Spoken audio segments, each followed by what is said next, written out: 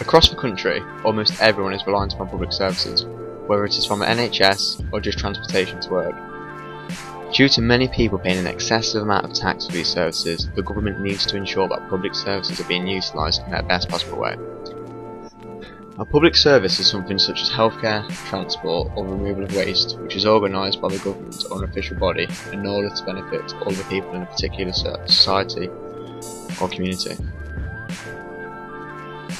What's your opinion on the public service in England? I believe that NHS is beneficial and that cuts being made by the government are negatively impacting them. How would you improve the efficiency of our public services? To improve public services, I would suggest volunteers, because then you could increase the labour force and therefore people. Due to the recent referendum and Brexit, government spending could hugely be affected, which would affect the efficiency of many public services. In education and health, where talent mobility is an important issue, it may be that certain parts will be greatly affected. For instance, university will have concerns about loss of access to EU research funding and student mobility schemes. And across the public sector, there will also be an impact on public sector bodies as employers, whether that's in terms of changes to UK employment or to government procurement, which is currently subject to EU law. In the aftermath of the vote to leave, the vast bulk of delivery of public services will need to continue on a day-to-day basis in parallel with Brexit negotiations, which will add an uncertainty to the cocktail of short-term fiscal austerity, as well as the long-term demographic challenges. The argument for greater efficiency in the public sector at a time of spending reductions and increased pressure on services is obvious, but the importance of efficiency goes beyond saving money. Government output currently makes up around a fifth of gross domestic products, and any effort to boost economy-wide productivity must include the public sector and public services.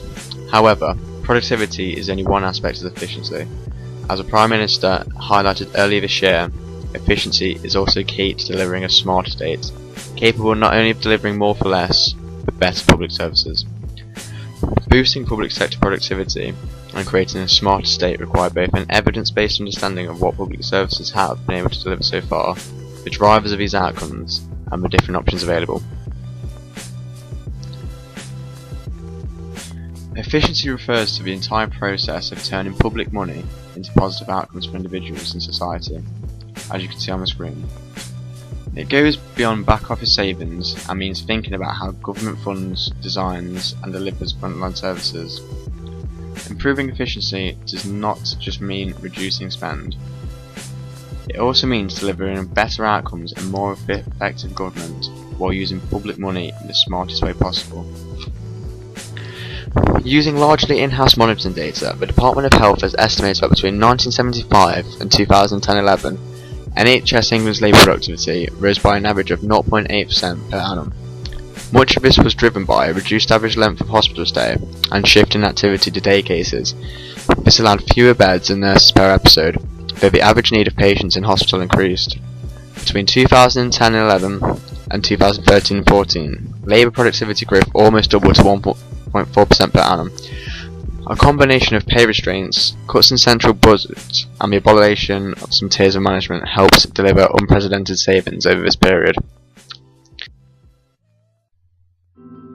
The new public service approach is another way in which is used to increase efficiency in the public services. It starts with the premise that the focus of public management should be citizens, community, and civil society. In this conception, the primary role of public servants is to help citizens articulate and meet their shared interests, rather than to control or steer society. This is in sharp contrast to the philosophical premises of the MPM approach, in which transactions between public managers and customers reflect individual self-interest and are framed by market principles. It is also distinct from the old public administration approach, where citizens related to the bureaucracy as clients or constituents, and were treated as passive recipients of top-down policy making and service delivery mechanisms.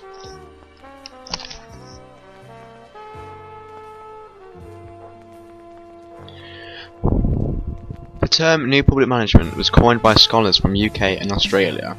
Hood 1991 and Jackson 1991 were working in the areas of public administration.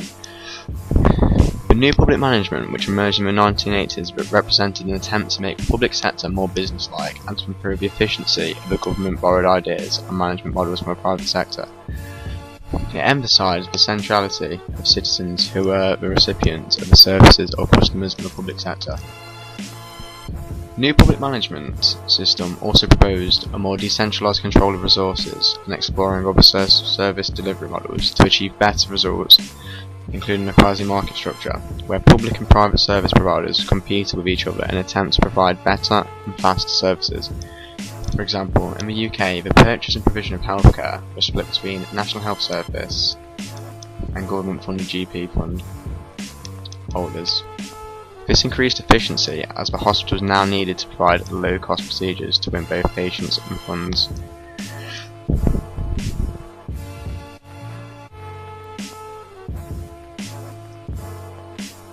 I conclude that if efficiency to public services is increased, it will not only benefit the citizens of the country, but it will also positively affect the country in a financial matter.